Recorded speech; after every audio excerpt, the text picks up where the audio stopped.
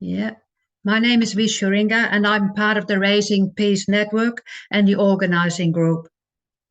We have an excellent session ahead of us that has been put together by Peter Griffin. This session will be recorded and a YouTube video will be placed on our website in the next few weeks. Please put any questions or comments you have in the chat. Danielle Bolton is our tech host, and she will monitor the questions and comments and collate them for our Q&A session later on. Can you please mute yourselves to avoid any background noise? Well, I will now start with introducing Uncle Shane Charles, who will speak the Acknowledgement of Country. Uncle Shane is from the land now called Victoria, and he's a Wurundjeri, Boon Wurrung and Yorta Yorta elder. Among his many collaborations, he's the co-chair of the First Peoples Assembly of Victoria and is closely involved with the organization Initiatives of Peace. Uncle Shane, over to you.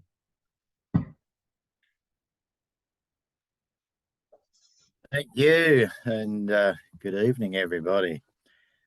Before I speak, I must pay my respects to my elders of the past who paved the way for the present, who are paving the way, hopefully, for a better future for my peoples and the nation. So I guess, for me, my connections through my grandmother, Macrae Briggs, connection with the Wurundjeri, or the Wadawurrung language group, but also the Boon Wurrung, or the Alaka-Willam language group. I'm also connected to Yorta Yorta, the Doolan Yagan clan, and the Alapna Islands, as well as the Moira Lakes. I guess I was lucky enough to grow up and be gifted the ancient knowledge of my people. Over 60 millennia we have been here. We have no story of migration. We have stories of creation, and 2,500 tribes and over 700 languages. And through what my grandfather called time immemorial, we have been here. And every step you take is walking in those ancient footprints of my ancestors. So I guess born and bred from Shepparton, my family was the last family to move off the riverbank into a place called Rumbalara, which became the corporation for the Shepparton community. Yes, I've spent a journey, I guess, through culture and through my community and through the many relationships that I've had with other cultural groups around the country. Worked through government. I'm actually the co-chair of Reconciliation Victoria, to correct the opening statement. I'm also a newly elected member to the First Peoples Assembly for treaty. That's been an interesting joining that journey. Also, yes, I'm with Initiatives of Change, and I guess some of the work we do is about trust building and truth telling. All my life I've gifted, I guess, this ancient cultural knowledge, and all I ask is for people to share it. The challenges of the work I did at the City of Melbourne, trying to have that visibility of this beautiful ancient culture that we have. So if you've actually learned anything this evening, please pass on that knowledge. Coming from a law of respect as a first fundamental value, first law is respect, and that starts with yourself, family, extended family, and more importantly, country. And second law is about accepting law and no ifs, no buts. The third one is about the relationships that you have with yourself, family, and extended family, and yes, always more importantly, Mother Earth, and how we keep that healthy. And the last one is that responsibility is the fourth law, about the responsibilities that you are given and you are taught, your place in the middle of the world that you lived in. And that beautiful ancient culture, I guess, we still have those fragments of that law within the way we are, within our kinship system and structures and within our communities. I guess this year marks the year of possible change with the referendum coming up. I was born a non-human, wasn't counted as a citizen or a human until the referendum they had in 1967, where the majority of Australia voted yes to accept that we should be counted as citizens in our own country. I guess in 2017, through this journey of the Voice and the Uluru, we called to have a voice, to have that in the Constitution, to be recognised, as the oldest living culture on the planet, and be recognised in our own country. So testing times are coming. I guess more recently, I had the opportunity to go to Switzerland to the World Indigenous Dialogue Conference with an Institute of Change International. It was a profound experience. I managed to canvass, there were 72 countries in the room, and all in what's happening in this country. So we have that global lens watching us. We have that global support because there was nearly 600 people signed a statement of commitment to support the Voice, Treaty and Truth for First Nations peoples in my country. And through the work through Reconciliation Victoria, there's been a lot of inroads, a lot of building those relationships across education. But in my grandmother's language, the Warrarung language, Womanjika, which means welcome to this evening, and it's a start of some conversation, and for my people, it's my future and our future is in the hands of the Australian people. So Odarandri Balakem and Goodney Bit, welcome to this evening, and I'm looking forward to hearing and conversation. Thank you, Uncle Shane. Thank you for that welcome. Peter, would you like to introduce the video? Yeah, thank you, Uncle Shane. It's only fitting that you open the webinar, and the following brief video is entitled Truth Needs a Voice. This film was made by Initiatives of Change, within which Uncle Shane is a passionate advocate of reconciliation, and where he enjoys sharing cultural knowledge to make a difference. The film talks to the vision of a united Australia, open to listening and learning the truth of this country, and is a response to the statement from the heart signed at Uluru. The film ends with Thomas Mayo speaking from the heart and reciting the statement.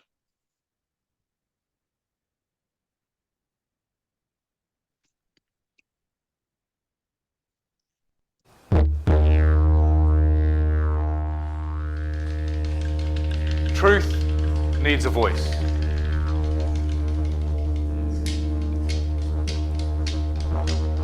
Womanjika, let us work together for a shared future.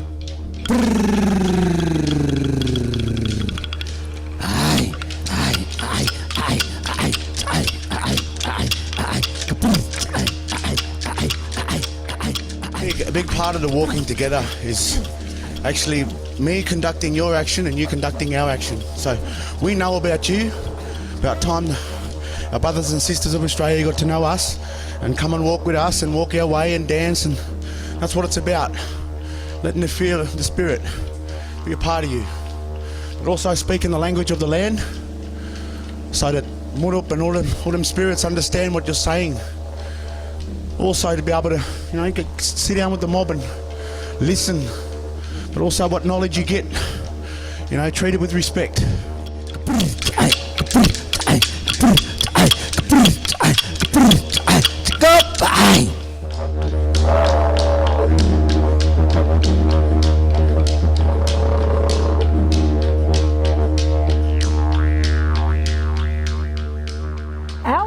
Response is a project by Initiatives of Change Australia. It's a wonderful invitation to become open to the truth of this country. It invites all Australians to become involved. For the First Nations peoples of the country, it is a chance to tell the truth of what's happened in the history of this country. For non-Indigenous people, it's a real opportunity to be open to listening, to learning, to understanding. It's what's needed for us to move into really a much better future for our country.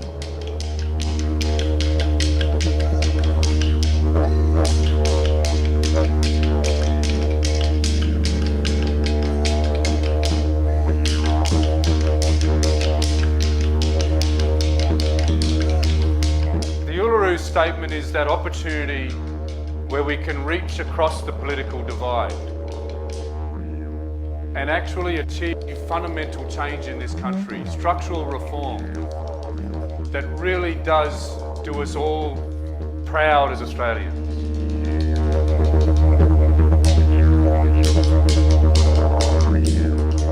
We want people to be curious about what's happened in this country, and we want them to feel that they can make change.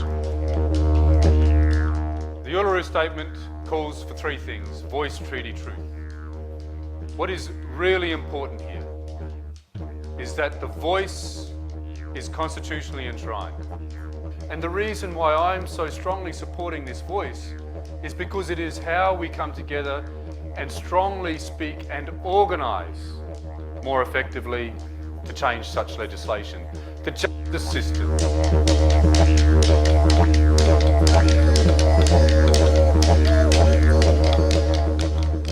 Our Uluru Response Project has three components. So the first is a series of national education forums with First Nations keynote speakers sharing their truth.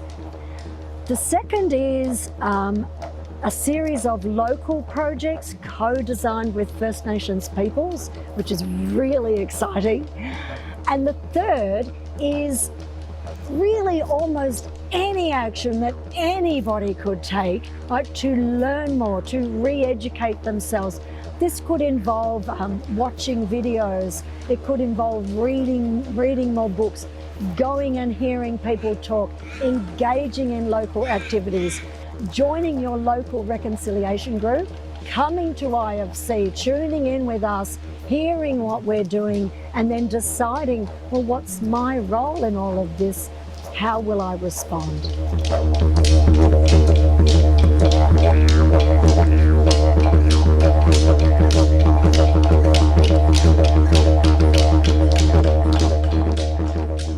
I'm going to recite the Uluru Statement now, and I hope you feel what I felt in that room in the heart of the country.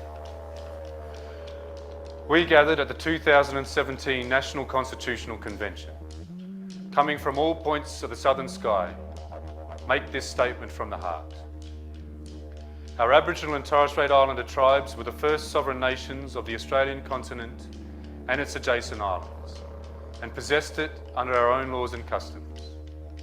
This our ancestors did according to the reckoning of our culture from the creation, according to the common law from time immemorial, and according to science more than 60,000 years ago. This sovereignty is a spiritual notion, the ancestral tie between the land, or Mother Nature, and the Aboriginal and Torres Strait Islander peoples who were born therefrom, remain attached thereto, and must one day return thither to be united with our ancestors. This link is the basis of the ownership of the soil, or better, of sovereignty. It has never been ceded or extinguished, and it coexists with the sovereignty of the Crown. How could it be otherwise? That a people's possessed the land for 60 millennia, and this sacred link disappears from world history in merely the last 200 years?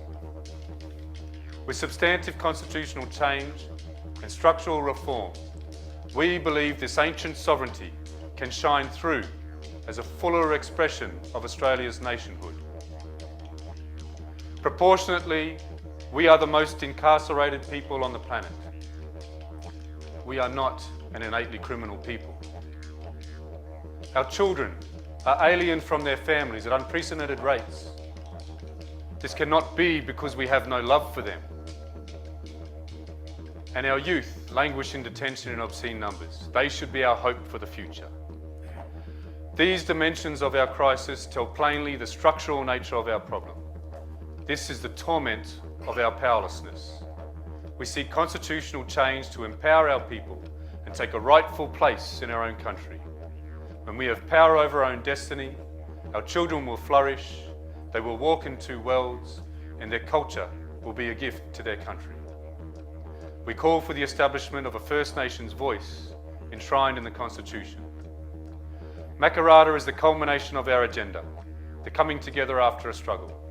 It captures our aspirations for a fair and truthful relationship with the people of Australia and a better future for our children based on justice and self-determination. We seek a Makarrata Commission to supervise a process of agreement making between governments and First Nations and truth-telling about our history. In 1967 we were counted. In 2017 we seek to be heard. We leave base camp and start our trek across this vast country. We invite you to walk with us in a movement of the Australian people for a better future. That's the Uluru Statement.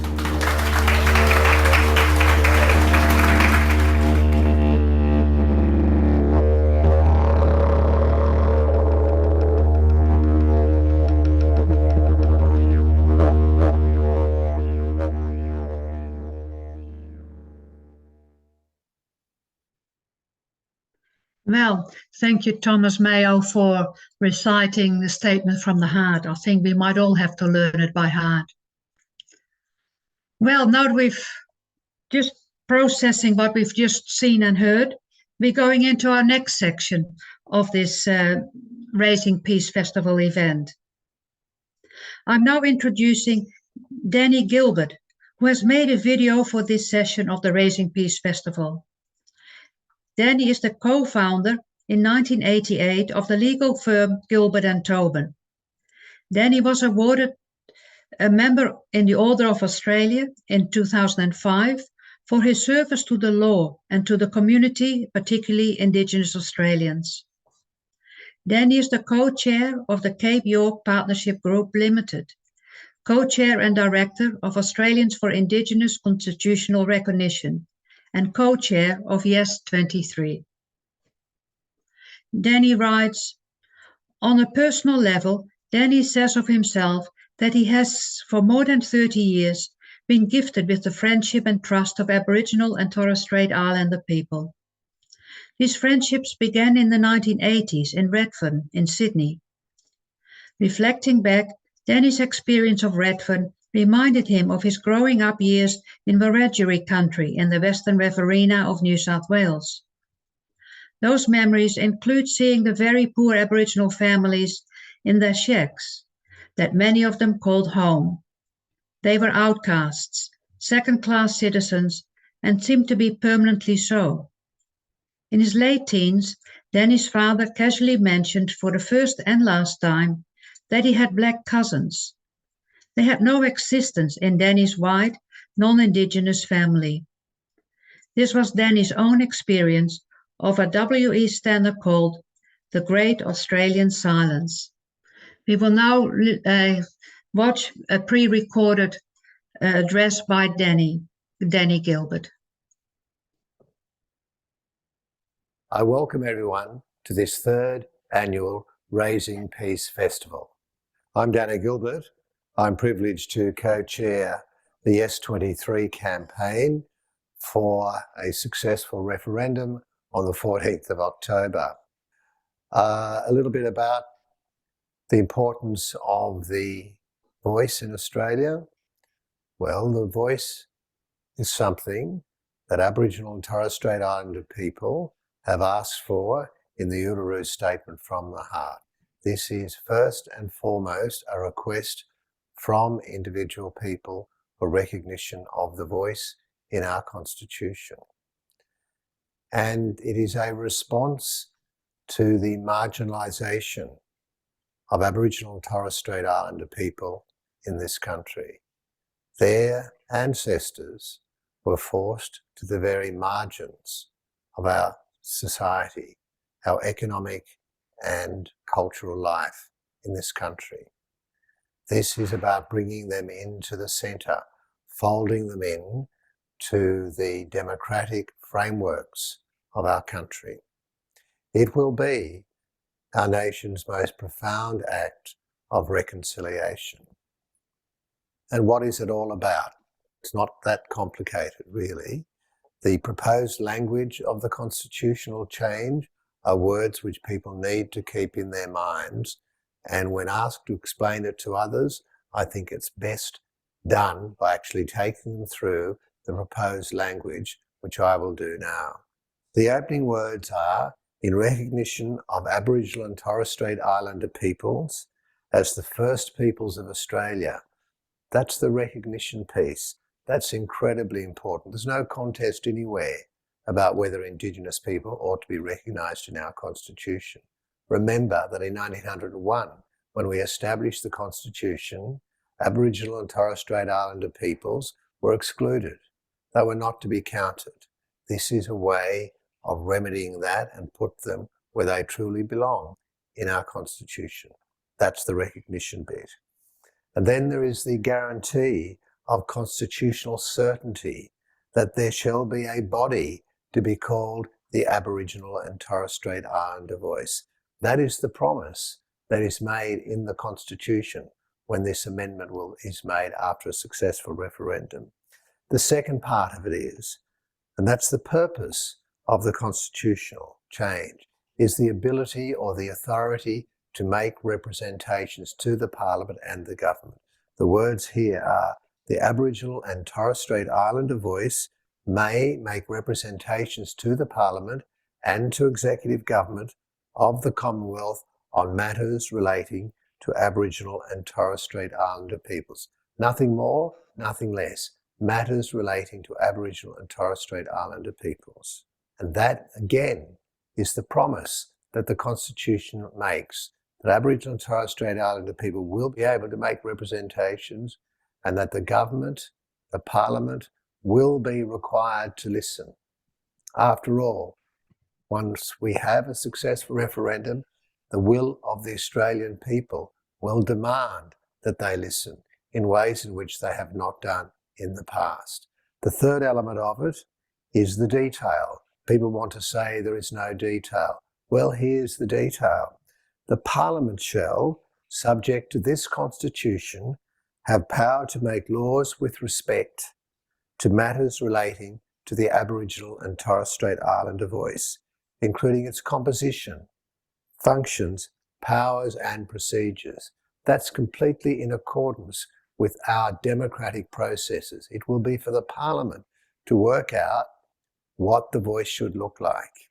And it will be for the Parliament to change that in the future as circumstances develop and change. So it's completely in keeping with our democratic processes in this country.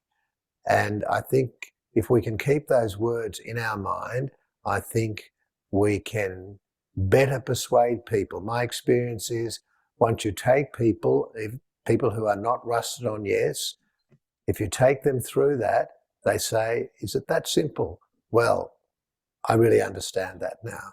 So I hope that's all very helpful. Thank you.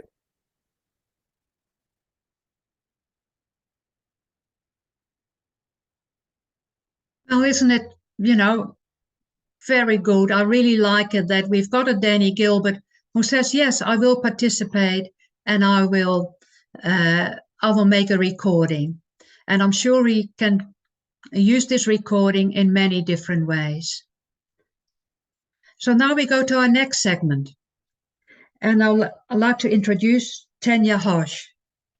Tanya has stood in at the last moment to speak at our Raising Peace Festival. And thank you, Tanya, for making time to be with us. Tanya is the Executive General Manager of Inclusion and Social Policy at the Australian Football League and Director of Australians for Indigenous Constitutional Recognition.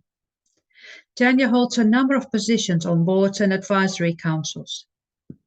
She has a long and distinguished history in Aboriginal and Torres Strait Islander policy, advocacy and governance. In 2021, Tanya was listed at number 6 on the Australian Financial Review's list of Australian cultural influencers. In December 22, Tanya was awarded an honorary doctorate at Flinders University. Tanya will speak for about 20 minutes. Please put your comments and questions in the chat. Danielle is collating them for our Q&A session. So Tanya, the floor is yours. Thank you. Thanks for having me, everyone. As I was introduced, yes, I'm a last-minute stand-in, so hopefully I can fit into your program. I'd like to recognise Shane Charles and thank him for such a full welcome to country and sharing his story and connections, and for appropriately providing the right framework for us to have this discussion tonight. I'm on the board that Danny Gilbert and Rachel Perkins both chair, overseeing the Yes 23 campaign. But prior to that, and prior to working at the Australian Football League, I was working on the Recognise campaign, which was the community awareness campaign to try and help the country understand that Aboriginal and Torres Strait Islander people aren't recognised in the Constitution, and that we needed to ready ourselves to have a referendum to correct that absence.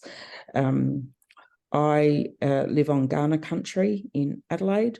I was conceived in Naarm in Melbourne, and born in Adelaide. I was adopted when I was very young, 3 weeks old. I have a Welsh mother, Torres Strait Islander father, and was adopted into a family with a white mother and Aboriginal father who's a Darug man from New South Wales. I still live in Adelaide and have been involved in this iteration of seeking to change the Constitution for about 12 years. So I'm also really passionate about this and grateful for the opportunity to share my perspectives with you tonight. I feel that Danny and Shane have given you quite a lot of background in the video you shared as well, that included Thomas and the people who put together that really important piece of material, really have set the scene. So I'll try to avoid repeating some of the elements that have already been spoken of. I thought I might just start by sharing why this is important to me, why I think as an Australian, as an Indigenous Australian, that this is a really important moment for the nation. And then I'll talk a little bit about the campaign and what we can all do to try and help get a referendum win on October 14. Certainly, as a young child, in my very early years, I can remember experiencing racism. I remember being at the shops with my mum as quite a small child, and her being white and me being tanned, and shop assistants thinking I was a lost child because I couldn't possibly be with that white woman I was with, who was my world. And I remember at a very young age being so confused by that. And as I got older, the racism and the discrimination that I experienced in the school system became really overt. And so that put a fire in my belly from a young age. My father, as an Aboriginal man, grew up at a time where children were actively being removed by force from their families. And the way that he and his family decided to deal with that was just to try and keep under the radar. And so that was something that my father took with him throughout his life. He tried to be low-key about his background. He always identified, but he didn't feel comfortable talking openly about the experiences that he'd had as a child. And I think that had become a survival technique for he and his siblings. And so I didn't always feel like I could have those conversations with my Aboriginal dad. But I had a fire in my belly. I couldn't stand the injustice of seeing people treated badly because of the colour of their skin. It made no sense to me. And I guess ever since then, I have thought, okay, it's important to speak the truth about these things, because you can't address a problem you can't talk about. It's important to speak up about these things. When I think about the importance of changing the Constitution, there's one thing that I think we are forgetting in this conversation. Well, there's a number of things, but the one I want to start with is the fact that we are still completely not recognised in the highest legal document of the country. Some people refer to it as the birth certificate of the nation. And as Danny Gilbert said, we're not included in the document. So at the moment, the Australian Constitution recognises lighthouses. It recognises our coinage. It even recognises Queen Victoria. It doesn't say anything about the people who've always been here. That seems to be a very easy thing to agree to do something about. Now, when people are designing constitutional change, there's a lot of concern about creating an unintended legal consequence. And so, having been involved with this work behind the scenes for a long time, I know that there are a lot of people who spent time thinking about how can we have this recognition in the Constitution, but have it create something that will be meaningful and not just symbolic. Because we have known for a long time that Aboriginal and Torres Strait Islander people, while we appreciate symbolism, in the context of something like this, we need it to have an impact that is worth us having. And so it was important that there was clear boundaries through the recognition. And so the voice became the proposition that expresses the recognition in a permanent sense, because it will be in the Constitution, but it also gives a practical response, which is the voice to Parliament.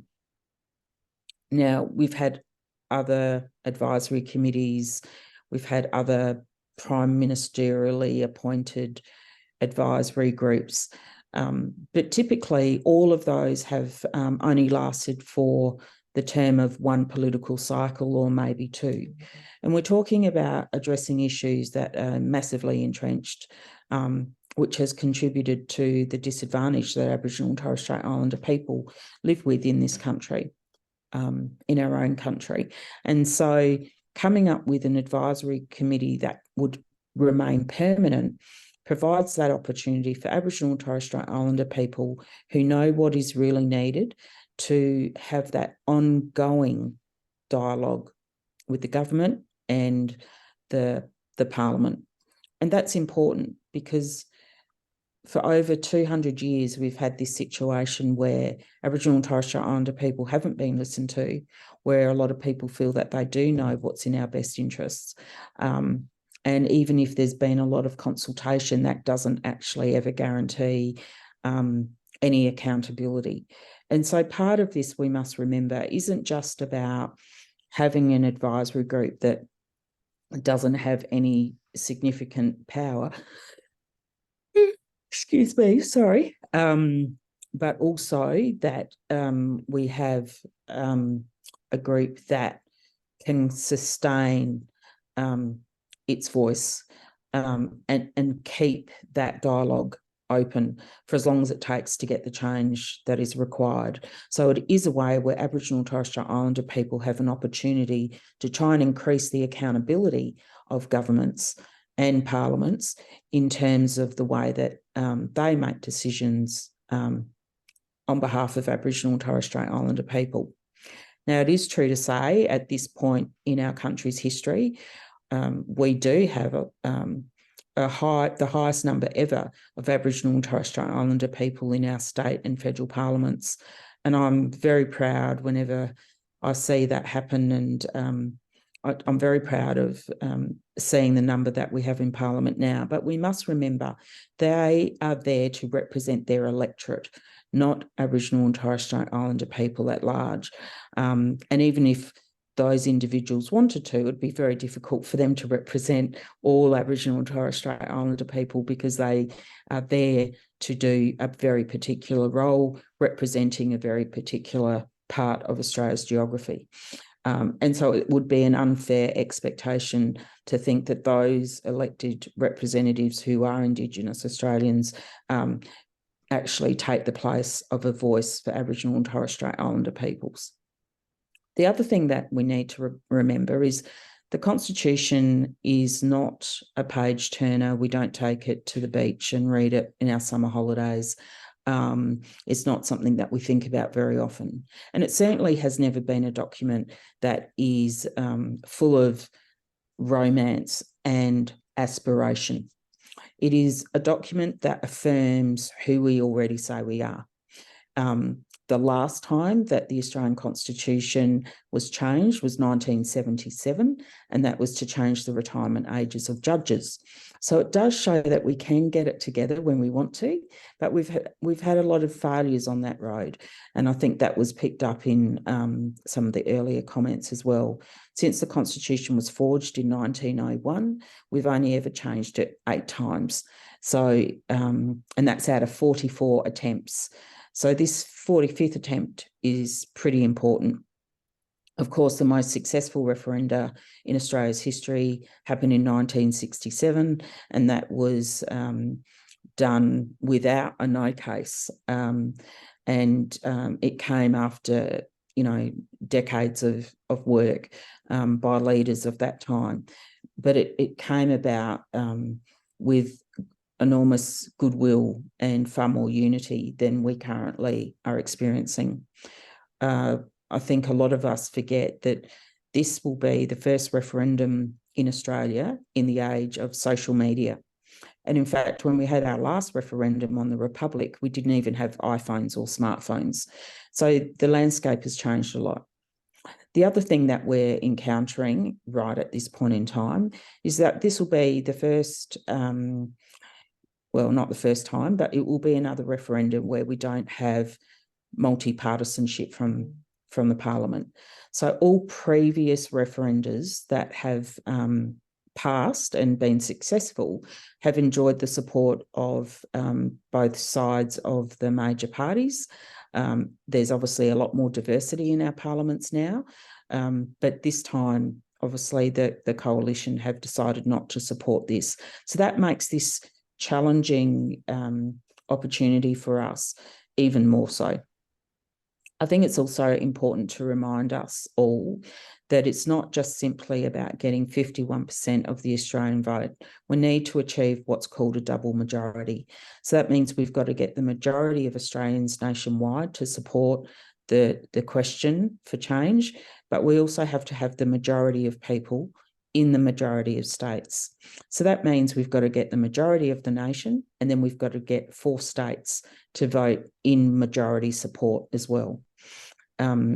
That's really important to remember, because if you're running the no case, all you need to do is get 3 states to vote it down, and then we can't get 4 states, and that will mean that we fail at the ballot box. The other thing to recall is that when we're talking about states, that doesn't include territories. So that means the ACT and the Northern Territory don't count in that second count. Their votes will count to the national tally, but they do not count in the second tally because they're not states. And so we have one of the hardest constitutions in the world to change. I'm sure that has helped us to maintain a great deal of stability in our highest legal document. But at times like this, it really does require the nation to come together as our best selves and really think hard about this rare opportunity that we're going to be given on the 14th of October to think really hard about how we can create a moment of unity and of peace. I think about how on that day, I think it's about 17 million Australians who are currently enrolled to vote will actually go out on this Saturday and make a decision about what they're going to write to answer the question that is being proposed. The idea that a double majority of Australians would go out and vote yes really moves me, because it will be the first time in my life that Australian people have affirmed and recognised the First Peoples of the country, including me and my history, my family history, and my daughters, to actually say, yeah, we see you, and we feel so strongly about acknowledging that, who you are, your cultures, your resilience, and the importance of your voice, that we are prepared to permanently enshrine that recognition in our highest legal document. I think that that matters. And I think even though the Uluru Statement from the Heart won't be able to change anything overnight, it is an incredibly important milestone for us as a nation to have that basic truth acknowledged. I think it's going to be very difficult to have some of the other conversations, important conversations that are already being had around the country and have been for hundreds of years by First Australians. We can start having new conversations with the Australian people because a basic truth has been acknowledged, and it gives us a stronger pathway for a more harmonious future as Indigenous Australians and non-Indigenous Australians. I often say that when you're building a house, it's best not to start with the roof. I see this as a foundational moment, something that is a very modest request, not something that needs to compete with other people's rights, nor will it take anyone else's away. But it will provide for an ongoing accountability and opportunity for First Australians to have their voices heard on matters that affect us the most and help us have an equal future in this country as other Australians enjoy. Thank you. Thank you very much, Tanya. You must have all of this in your head that you can just speak to it, you know, on a few hours' notice. Very well done, very impressive. Before we go to our question and answer, so if you got any comments, questions, please put them in the chat, and then Danielle will collate them and will monitor, and together we will monitor the Q&A. But before we go to our Q&A, we will listen to a song by Suze Pretton called Voice. This song is created by Suze Pretton in collaboration with Darug artist Stacey Ito.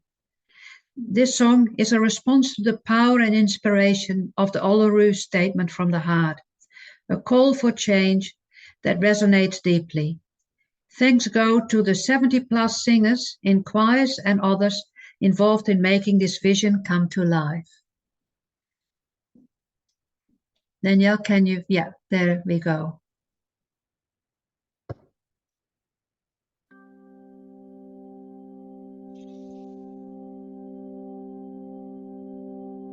Baya jauh put-putin Guma jauh yaragogu Baya jauh put-putin Narabami yagu. You made a statement from the heart. You made it loud, you made it clear. You made a statement from the heart. Now it's up to me to hear. So many nations came together. So many people found one voice.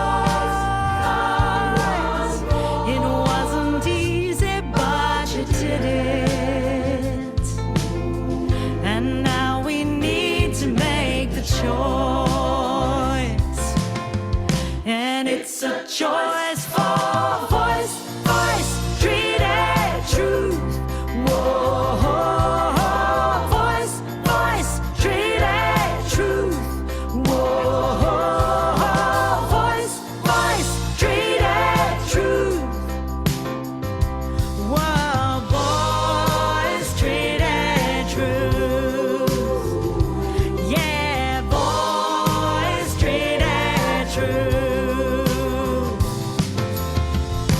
It's way past time for recognition. This voice to Parliament and Shrine. Our nation needs the truth be told. Let truth be told. And there's treaties to be signed. It's a choice for voice, voice, treaty, truth. Whoa, voice, voice, treaty, truth. Whoa, voice, voice, treaty, truth. Whoa, voice, treaty, truth. Yeah, voice, treaty, truth. Voice, treaty, truth.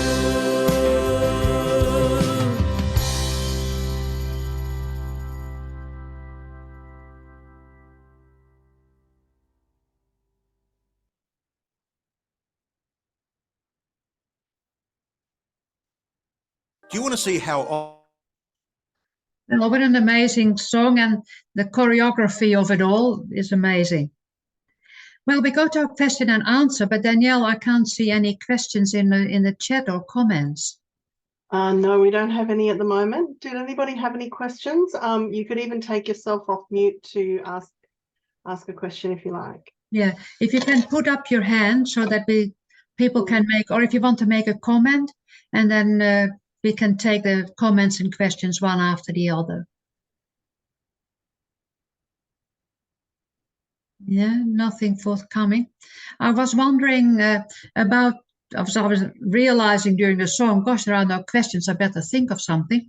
With the representation, the Aboriginal population, Torres Strait Islanders, is very varied due to colonization, what happened in southeastern Australia in comparison to what happened in the northern section of Australia.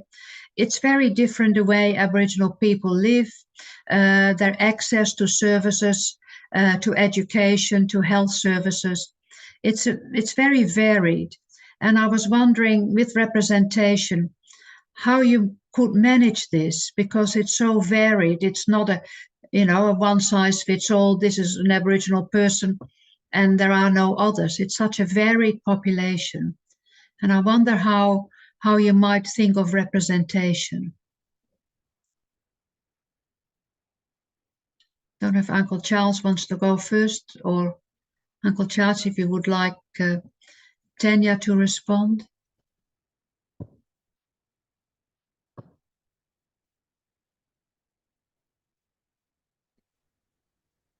Oh, we can't hear you, Uncle Charles.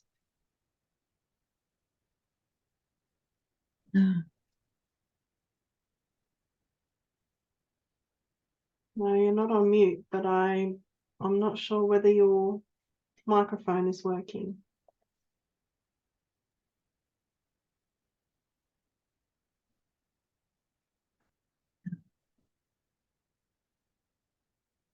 No.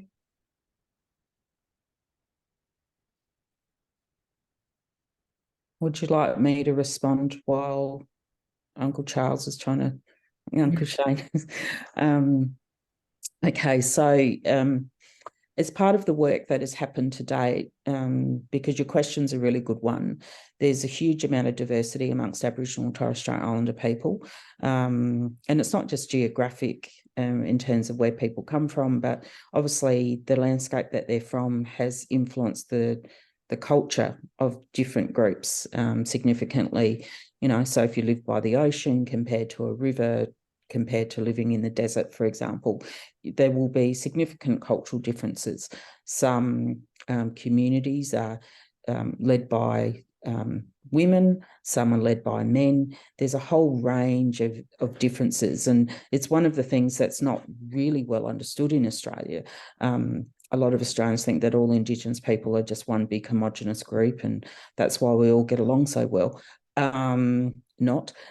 So there is some significant differences. So as part of the work that has gone on in the background, there is 9 principles to guide the way that the voice will be constructed, because we don't have all the detail as yet, and that won't happen until we know that we need a voice because we've had a successful referendum.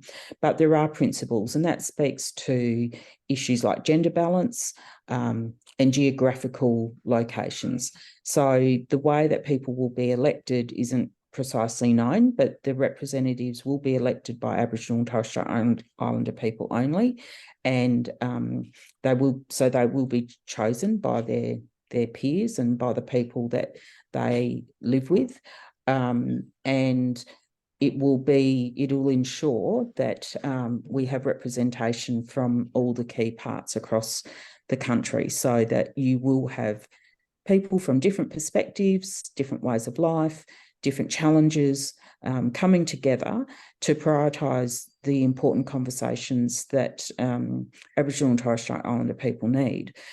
I'm also completely confident, anticipating that whoever is elected to be on this Voice Advisory Council, that they will have to consult with Aboriginal and Torres Strait Islander people regularly, so that they can reflect the views of even perhaps people who are not necessarily feeling represented. So that would mean coming forward with views and ideas from people who may not have voted for their leadership on the Voice, but they'll still be responsible for making sure the perspectives of Indigenous people more generally are heard. And I think I can hear you now, Uncle. Sorry. Well said, Tanya. Yeah, my echo absolutely. And, you know, this diversity is what the nation does not understand with us as mob, you know, and we're nations within nations. And I guess moving forward, even more recently, being elected to the First Peoples Assembly, that's really standing out, and how we're going to navigate through that recognition and ownership, I guess, of traditional owners and community versus the wider Aboriginal community and Torres Strait Islander community, and how, so it's something that you know, we've all been put in the same box since day dot as you know, a race of people. And you know, we look at why we're in the predicaments that we are, and it's about that changing, you know, the story. It's about deconstructing and reconstructing a new story, but with more weight based around being able to have determination about our destiny. As a young boy, being dragged into meetings with the likes of Uncle Doug Nichols and made to sit there and listen to the conversations of my elders, and that sovereignty is always a yearning, and that recognition and respect. You know, like you said, Tanya, you know, they recognise that the lighthouses have more rights than us. The coins in this country have more rights than us. The LGBTQI, LMNOP, or whatever community, that they have more rights than us. And this whole, you know, even in this process of a referendum, our hands are still, you know, our fate is still in the hands of the Australian people. And it was an invitation to the people, not the government, to walk with us and to create a new journey. My grandmother always taught me that one day we will live in a cultured world, and that's when change will come. And I had to get ready to meet and greet these people. So I have 170 cultures that I work across. Spent last night at the Refugee Gala Ball with all the people respecting us as First Nations and paying us respect, and wanting to connect and learn stories and learn the true history of this country based around the ancient knowledge, because we share so much in our trauma journey. But it's about changing the picture. And I think the bottom line right now with the no vote is that the government is afraid of accountability. And that's what this voice is. It isn't just for us. It's not just for our people, but it's for the sustainability and environment and Mother Earth. It's about every single culture that is here. It's about every single person in this nation. And it's about holding government accountable and changing the democracy in this country for better for everybody. So, as trendsetters, I've always said, as First Nations people in this country, we're fighters, we're survivors, we have this resilience that we're still here, and that it's time for change. And I can feel it on one hand, but I can't on the other. But it's what history are we going to teach if it is no? Where do we go? I guess we're lucky in this state where we have the treaty conversations. We've had treaty for 3 years, and we've got another a part of that journey for the next 3 years. But it's going to take 7 generations for that to hit the ground. So, and like you said, Tanya, nothing will change straight away at all. We are running an advisory role, and it's up to the government to make that decision on that advice, which they have always done. And, and it changes the picture of 19 determinants are closing the gap and only 2 being achieved. But yeah, we're still blamed for the failures of government. So it is, a mixed bag. And of course, look, I have my own family. We still don't trust government. They don't know which way to go. But it will take us back in time, back to, another time prior, to this, of those policies and practices not being recognised and not being ratified, based around how we can change, our voice. They have all the data, they have all our voice in the world that they've captured, but yet all the recommendations that we've placed up right across the determinants of closing the gap haven't been heard. So nothing will change straight away. Either way, it will be interesting, I guess. And I guess from my lens and on the grassroots communities that I'm involved with, it's a different picture to what the polls say. There's a lot more support through the multicultural community and refugee community. I know in my state, in my city, and the ones that I've worked with and the ones that I've been introduced globally. But the world is watching on this. We do have a question in the chat. How can we address the racism that's been coming out through the No campaign? Uncle Shane, did you want to address that?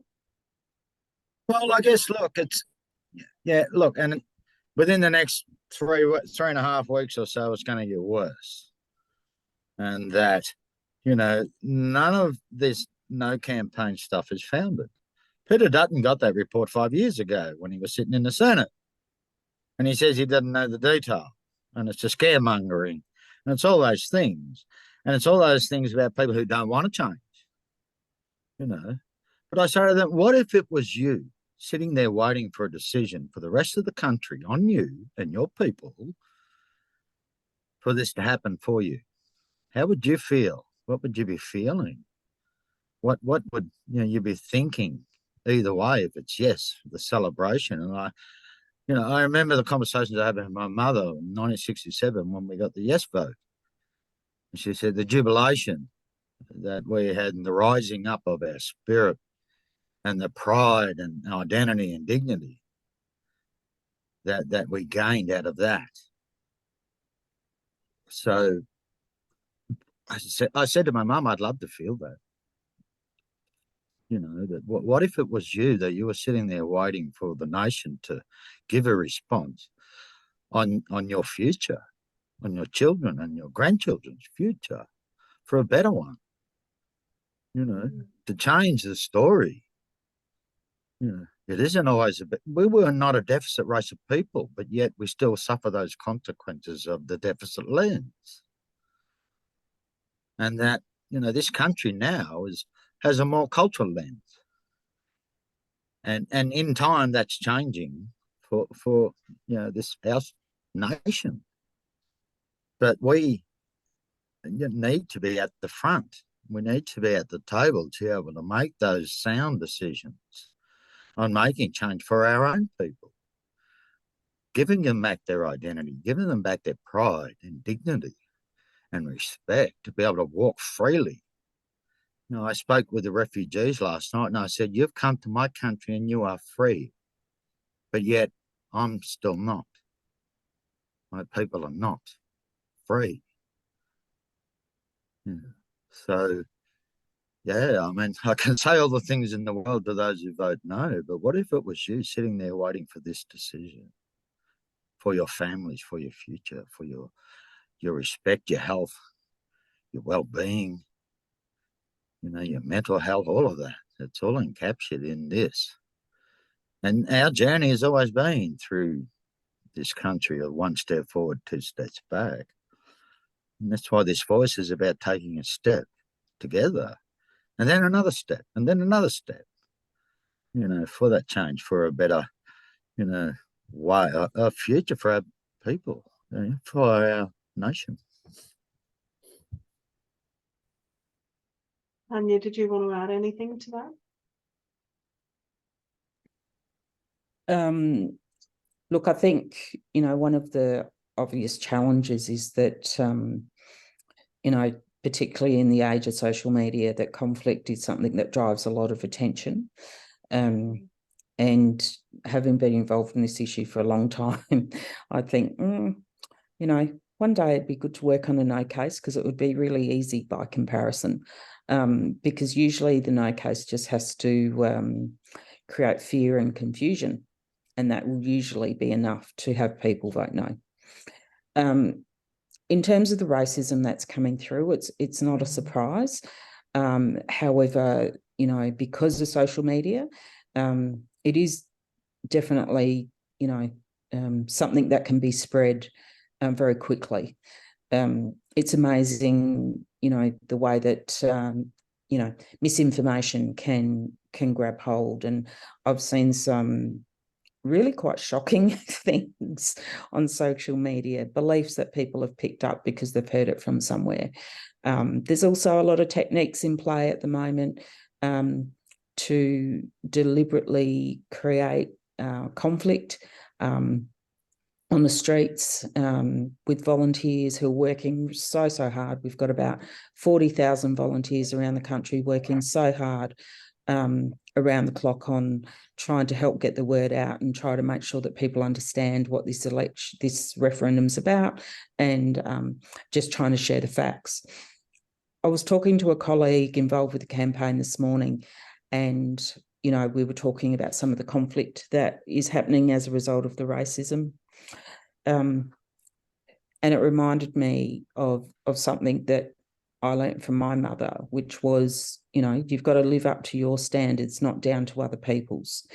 The goal of this campaign, we will not be able to be successful without creating a unifying moment.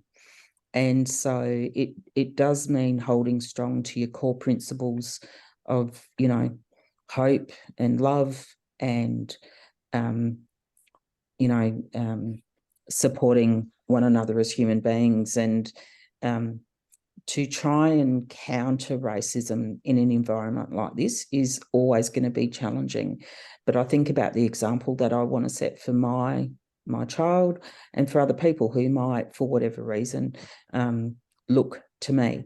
And so the best way to deal with it is take the high road, to recognise that it really is a tactic to move us off our mission, to take us away from what we need to be doing right now, which is helping educate the nation on the truth of this small question, and to try and get enough Australians comfortable with what this is about so that they do feel that they can vote yes, and that's a legitimate choice for them. And so we have to be mindful that a lot of the racism that is being floated about and emphasised at the moment is really a tactic to try and create failure at this critical moment. And so there are definitely services that are available to support people. There's a 1-800 number called YARN for Aboriginal and Torres Strait Islander people to call for support. And in fact, they've been well covered in the news today because they've been overwhelmed with an uptake of people seeking their assistance. So I think also one of the other things is, as an ally to the cause, to think about how you, as someone who may not be subject to racism yourself, if that's the case, to think about how you can step in and try and help and support the person who is being victimised when you see it. And I think for all of us, we need to just not allow any of those tactics to take us away from what it is that we must importantly do, which is try and help support Australian people to believe in a moment of hope, and hopefully one of great national celebration, because we have voted yes. Thank you. And I just note that Jill has put a message in the chat to say that she was watching the drum on the ABC just before this, and she said it was a very respectful conversation about the referendum, which is very encouraging. We have a question from Fayez. He's asked, is racism amongst citizens, immigrants and refugees, the rainbow of diversity, an issue here? And if yes, does the government address this? I guess they have, based around the LGBTQI community and the reform based around that, or the the policies based around that. And I sort of mentioned it earlier that they have more rights than me and my people, and how fast that movement was accepted and went past through Parliament and that. And yes, oh look, it's the communities, that the multicultural community that I'm been a part of for over a decade, yes, definitely face the same racisms that I do, and that being I guess abused and all those things based around racism and the way they're ostracized in community, the way they're judged, and all of the the parts of racism and being excluded, but yet I see their journey as a journey that we've had for many years in this country, and that's, I guess, the narrative and knowledge and wisdom and opportunities that we share together about that, and how how I've been able to tackle it, or my people, but how it's racism comes in many colours and in many ways, and how there's a similarity, but there's also an opportunity to educate, how we deal with that through, I guess, when you look at, we are trendsetters based around the policies and strategies of government that they've developed. I've seen an overwhelming growth in the multicultural area, financial growth and support growth across both parties, all parties. But yet, I still see at the grassroots, there's still, they're facing the same things we did. And, and that's why I think there's so much support for the Yes campaign through the multicultural community, because we've got the same journeys through our trauma, through our, through histories, and, and they're so grateful that they've come to the free country, and they want us to respect the traditional owners as a cultural thing, I guess.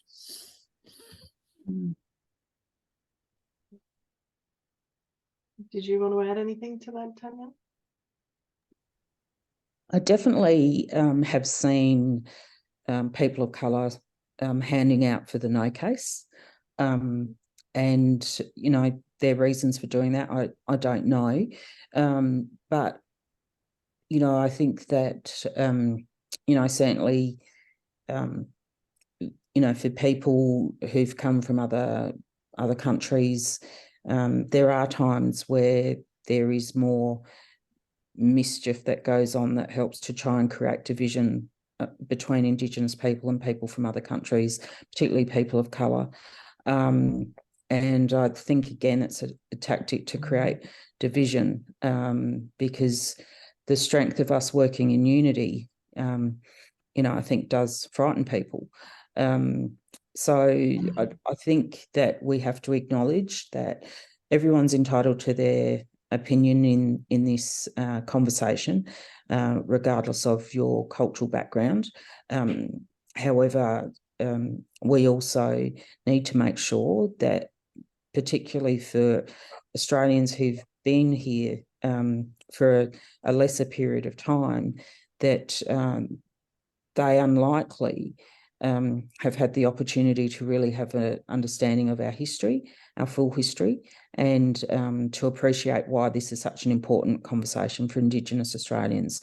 I know that part of the campaign is working really hard to work with culturally diverse communities and religiously diverse communities, making sure that information is in different languages, and that conversations and gatherings are being held to really try to make sure that that caters to people from those various backgrounds, which I think is equally important.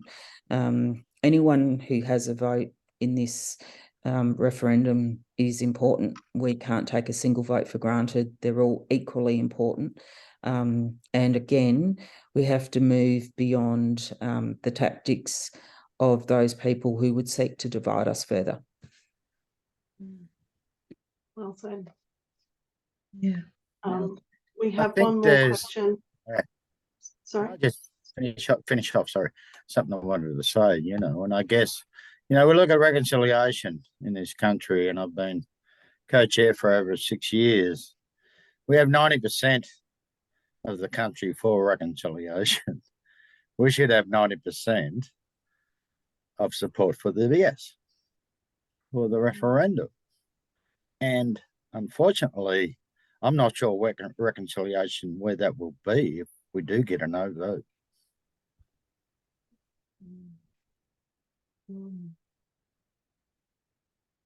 We have one more question here from Rod. How can we address the no reframing the question that appeals to self-interest, greed and discrimination, which says, why should anyone get something more than me? It'll divide the nation. Hope we'll see more of the yes video. We're already divided as a nation.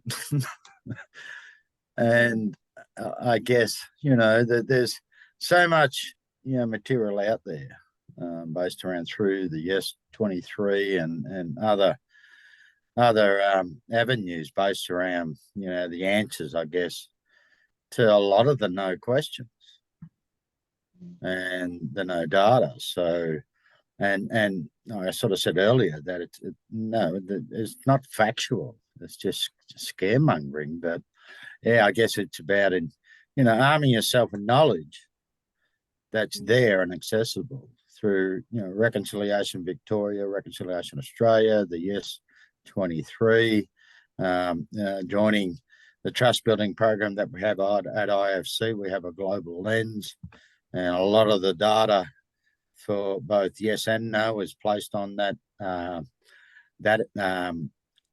WhatsApp group. So there's a number of different ways, I guess. I guess at the end of the day, it's about how far you're willing to go with it, and how much knowledge you're willing to arm yourself with, and to be able to have the courage to challenge those that say no, and no because of petty reasons, or no because they don't understand. Well, there's a lot of data there that can help. I think what I'd like to add is that when it comes to those questions, it's probably important to remind people that there's a lot of work that goes into looking at Aboriginal and Torres Strait Islander disadvantage. Productivity Commission reports, the Human Rights Commission reports, the Closing the Gap report that comes out every year. that shows that at the moment, Aboriginal and Torres Strait Islander people do not enjoy the same rights and enjoyment as other Australians in terms of quality of life. There is already a difference, and it's certainly not in favour of Aboriginal and Torres Strait Islander peoples. So this voice isn't going to take away from anything else that other people have. What it's going to do is improve the lives of Aboriginal and Torres Strait Islander people to the minimum standards of other Australians, and through that be of benefit to the whole nation. It's important that we get better bang for our buck when it comes to the public monies that are expended in these programs and policy implementation that simply is not working. If you go to yes23.com.au, you can find some video clips on there that are interviews of Aboriginal and Torres Strait Islander people from all over the country talking about what they need to see happen differently and what they've been able to improve in terms of their own situations by virtue of having opportunities to design programs themselves away from government. I think, and that's not a party political observation. Successive governments have failed. We've got a lot of things in place that demonstrate that truth. In fact, the Productivity Commission, I think it was in the last 12 months, identified that about 20% of all government-funded programs targeting Aboriginal and Torres Strait Islander peoples are not even, it's only about 20% that get an evaluation. So that means 80% don't. Now, where else are we expending huge amounts of money to fix a problem without measuring whether it's working or not? We don't. And so this isn't about us getting more what it is. It's about us being able to get what is effective for who we are in our communities. The oldest continuing living cultures on the planet, something that all Australians should be able to embrace and be proud of and learn about. And we are losing those opportunities with every person we lose, every person who does not get to live their best life for no fault of their own. So this is actually about improving a situation that will improve the country as a whole. Thank you, Tanya. I think we're coming to the end of our session here. But before we say goodbye and before I thank everybody, because I think it's been really inspiring, I almost feel like we need some silence to process this. I belong to the Quakers Religious Society of Friends, and often when we've heard such deep knowledge and concern, and Uncle Shane and Tanya have expressed themselves so well, we often call for silence, like this needs time to settle. But we're not in a Quaker meeting, and we all need to get on with the evening. But I think that I need some silence after this, just to process what I've heard. Before we finish this session of the Raising Peace Festival, we will listen to a song called Your Choice by Tony Aylott, who has given permission for his song to be played. It speaks to the 97% of the population who have the power to accept the invitation extended in a statement from the heart, to walk together in a movement of the Australian people for a better future. It's again a song, I think, that reflects what we've heard tonight.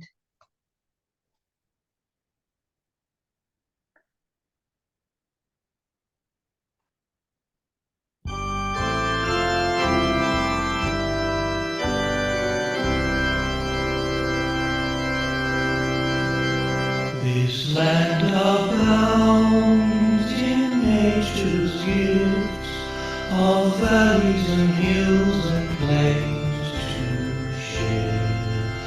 The empire claimed it as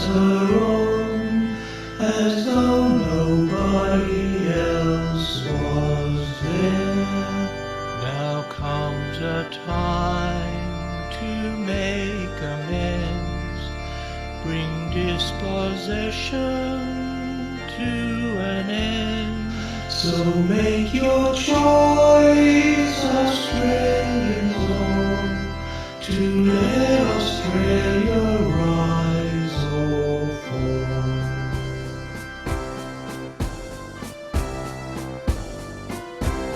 From when our tall ships first appeared, we always knew that you were here.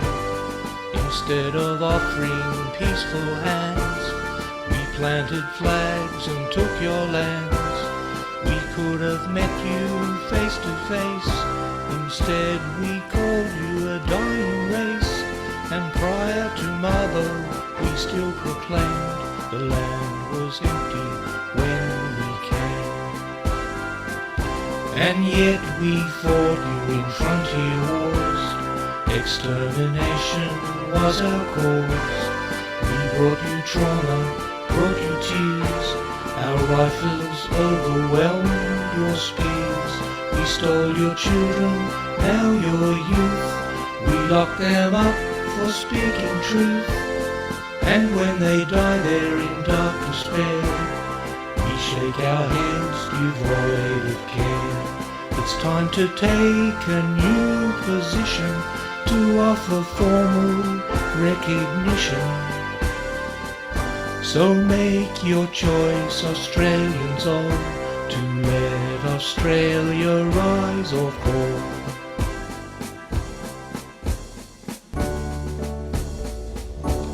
You came together on sacred land.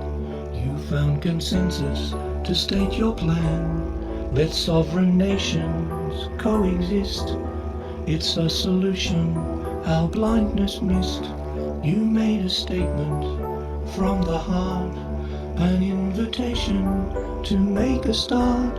Walking together, the future's there, to show our children what's just and fair.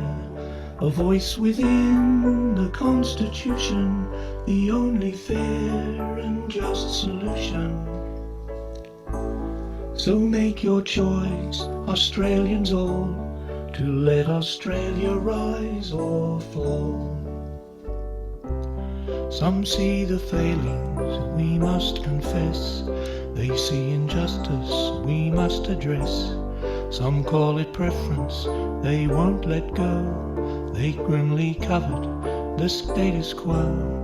Some live for protest, afraid of progress. Some call it racist, and some will say nothing about you can last without you. You were the first here anyway.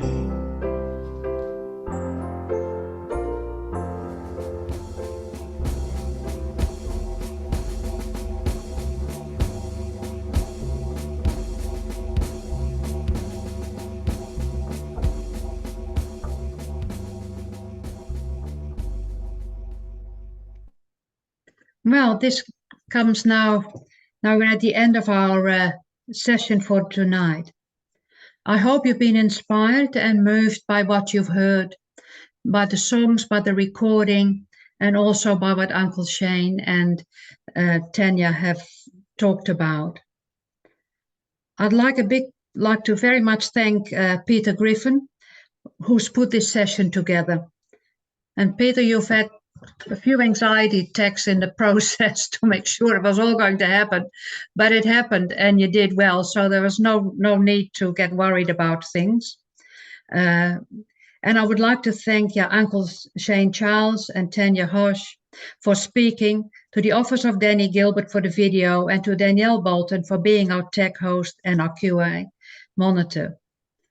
This session will live on. It's been recorded and it will be in a few weeks on our website, on the raisingpeace.org.au website. And so you can listen to it again. If you want information about the videos, please email us and we can send you the links. I'm not sure if Danny Gilbert's is in the public domain, but we can ask him about that. But also about the songs. There are more sessions in the Raising Peace Festival in the next days. and you can still register for them. So it's a shame to say goodbye to all of you. We've been through, I think, a very moving evening. And I thank you all again, and might see you on another screen during the Raising Peace Festival. Thank you.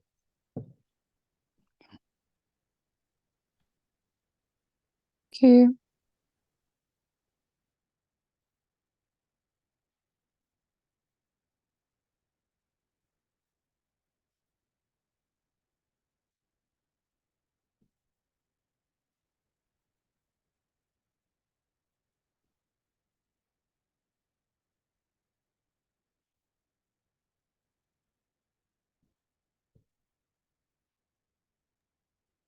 Lovely. I will. I'll end the meeting there. Yeah, good. Yeah, thanks, Danielle. We didn't get the questions we expected, but I think, yeah, it's a very worthwhile recording, isn't it? Yeah. Yes. Yeah, it happens. Yeah. Okay. Thank you very much, and good night. Talk to you soon. Take care. Yeah. Bye-bye. Bye.